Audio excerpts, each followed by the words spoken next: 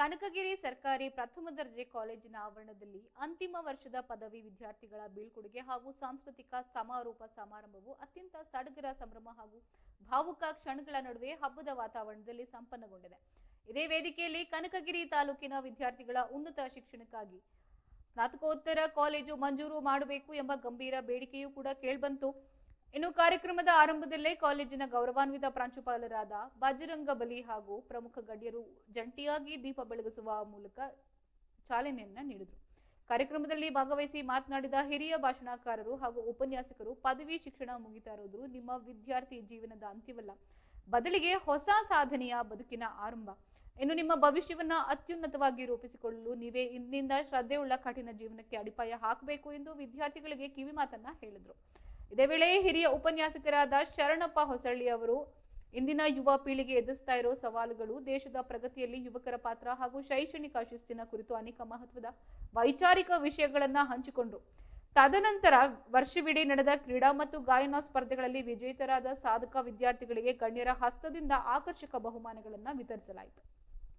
ಇದೇ ಸಮಾರಂಭದಲ್ಲಿ ತಾಲೂಕಿನ ಉನ್ನತ ಶಿಕ್ಷಣದ ದುಸ್ಥಿತಿಯ ಕುರಿತು ಧ್ವನಿ ಎತ್ತಿದ ಯುವ ಮುಖಂಡ ನಾಗರಾಜು ಅನ್ನಿ ಅವರು ತೀವ್ರ ಕಳವಳವನ್ನು ವ್ಯಕ್ತಪಡಿಸಿದರು. ಕನಕಗಿರಿ ತಾಲೂಕಾದ ದಶಕ ಕಳೆದರೂ ಕೂಡ ಇಲ್ಲಿಯವರೆಗೆ ಒಂದು ಸ್ನಾತಕೋತ್ತರ ಕಾಲೇಜು ಸ್ಥಾಪನೆಯಾಗಿಲ್ಲ. ಇದರಿಂದಾಗಿ ಗ್ರಾಮೀಣ ಭಾಗದ ಬಡ ವಿದ್ಯಾರ್ಥಿಗಳು ಪದವಿ ಮುಗಿದ ನಂತರ MA, MCom ಅಥವಾ MSc ಓದಲು ಬರೋಬ್ಬರಿ 200 ಕಿಲೋಮೀಟರ್ ದೂರದ ನಗರಗಳಿಗೆ ಅಲೆಯಬೇಕಾದ ಅನಿವಾರ್ಯತೆ ಇದೆ.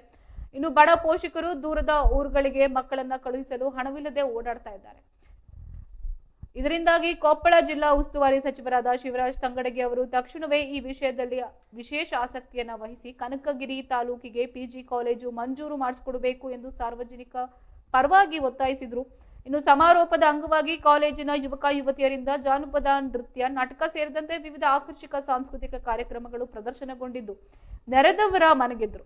ಇನ್ನು ಈ ಅರ್ಥಪೂರ್ಣ ವಿದ್ಯಾರ್ಥಿ ಸಮಾವೇಶದಲ್ಲಿ ಸ್ಥಳೀಯ ಪ್ರಮುಖ ಪದಾಧಿಕಾರಿಗಳು, ಪತ್ರಿಕೋದ್ಯಮಿಗಳು, ಶೈಕ್ಷಣಿಕ ಚಿಂತಕರು ಹಾಗೂ ನೂರಾರು ವಿದ್ಯಾರ್ಥಿನಿಯರು ಉಪಸ್ಥಿತರಿದ್ದರು.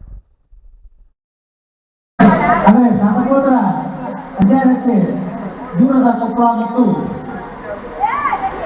ಬಳ್ಳಾರಿಯಂತಹ ವಿಶ್ವಗಳಿಗೆ ಹೋಗುವಂತಹ ಸಾಧ್ಯತೆ ಇದೆ. ಹಾಗಾಗಿ ಅದು ನಮ್ಮ ಕನಕಗಿರಿಯಲ್ಲಿ ಆದು ಅಂದ್ರೆ ನಮ್ಮ ಕನಕಗಿರಿಯಲ್ಲಿ PG ಸ್ನಾತಕೋತ್ತರ ಪ್ರಾರಂಭವಾಯಿತು ಅಂದ್ರೆ ಸಾವಿರಾರು